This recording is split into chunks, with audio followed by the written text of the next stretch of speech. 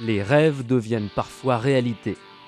Cela nous est arrivé et nous avons essayé l'extrapolation d'un concept car, soit ni plus ni moins que la concurrente de la Ferrari 550 Maranello, mais made in Mercedes et McLaren.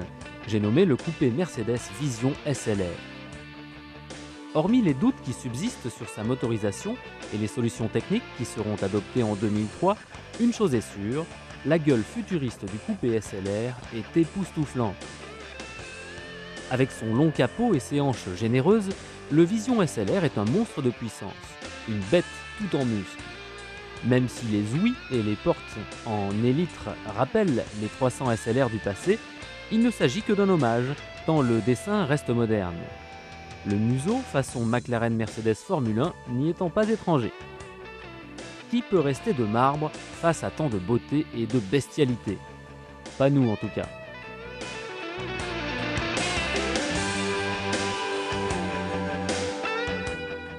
Le pédigré de l'auto est tout aussi alléchant. Conception et réalisation en partenariat avec McLaren, V8 de 5,5 litres AMG, double turbo de 557 chevaux avec un couple de 720 Nm, la crise cardiaque est proche. Sans parler du châssis en fibre de carbone, de la coque en aluminium et matériaux composites.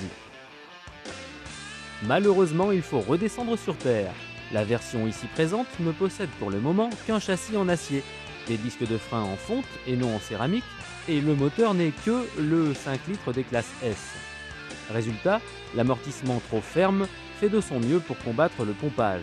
Le freinage s'avère trop mordant et bien évidemment les performances sont à la baisse. Ainsi, le 0 à 100 devant être pulvérisé à terme en 4 secondes 2, décroche ici péniblement les 8 secondes.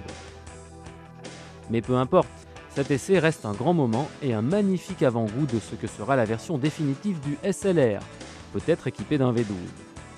Pour ce qui est de la commercialisation éventuelle de ce bolide, un seul homme connaît les réponses. Son nom est Gordon Murray. Pour l'instant, il se tait, mais le souvenir de cette journée restera dans nos esprits.